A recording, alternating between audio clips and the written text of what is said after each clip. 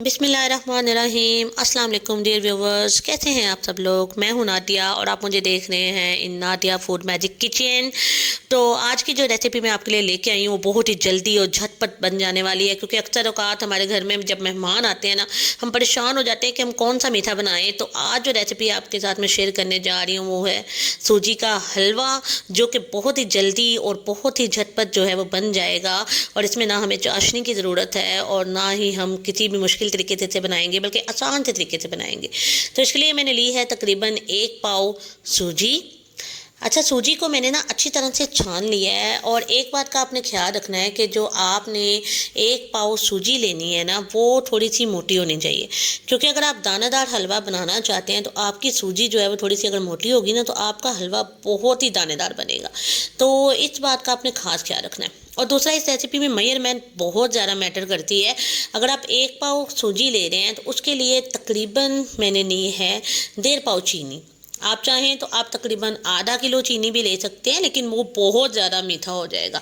तो इतना ज़्यादा मीठा जो है वो हमें नहीं चाहिए। तो इसलिए तकरीबन 1.5 पाव चीनी जो है वो 1 पाव सूजी में बहुत ज़्यादा अच्छा मीठा देती है।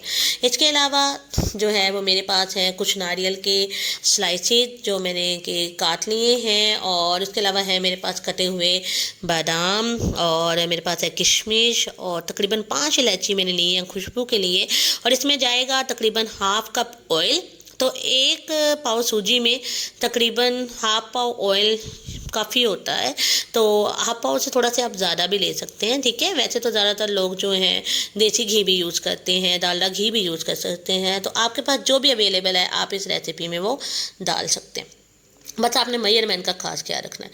तो अब हम कढ़ाई में जो है वो शामिल करने जा रहे हैं हमारा तकरीबन हाफ कप ऑयल, जो कि तकरीबन आधा पाव से ज़्यादा बनता है।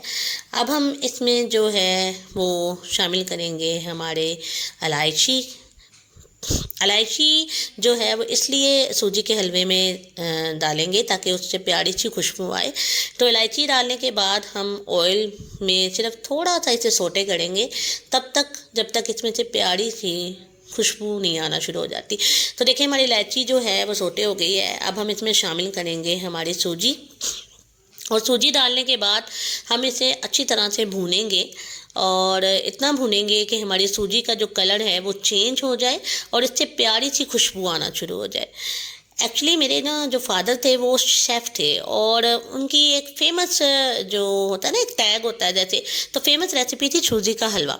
और मेरे फादर कहते होते थे कि सूजी का हलवा अगर आप बनाना चाहते हैं ना, तो आपने असल जिस बात पे गौर करना है वो है सूजी की भुनाई।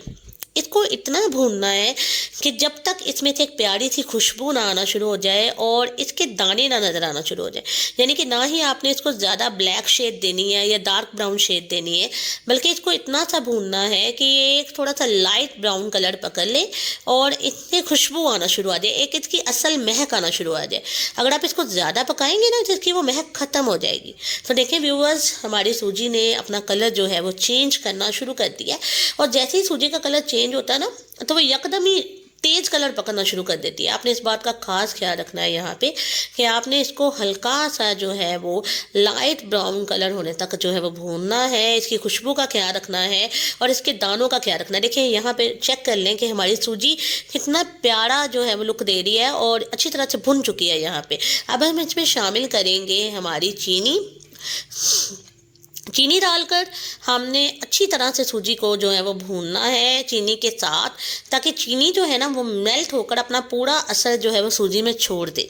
ठीक है, यहाँ पे ये स्टेप भी बहुत इंपॉर्टेंट है चीनी को मेल्ट करने का, कि यहाँ पे आपने ये ख्याल रखना है कि ऐसा ना हो कि चीनी आपकी जो है वो नीचे लग जाए, मतलब कढ़ाई के पैने में लग जाए। इसलिए आपने कंटिन्यूसली इसको हिलाना है, और हिलाकर चीनी को आपने अच्छी तरह से जो है वो मेल्ट करना है, ताकि वो हलवे के दानों के साथ जो है ना, सूजी के दानों के साथ अच्छी तरह से जो है वो एक कम्बिनेशन पकड़ ले।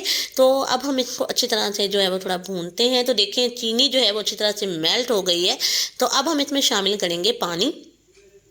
पानी, क्योंकि सूजी हमारी 1 कप थी तो इसमें मैंने 3 कप भरकर पानी डाला है।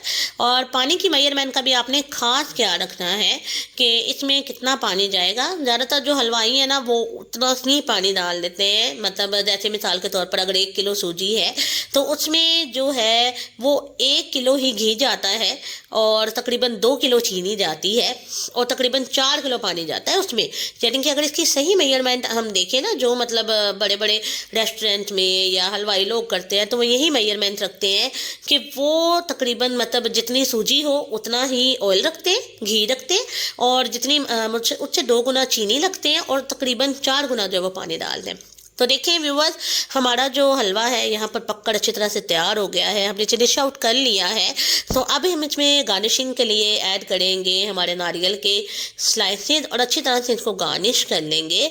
तो इसके बाद हम इसमें शामिल करेंगे हमारी किशमिश।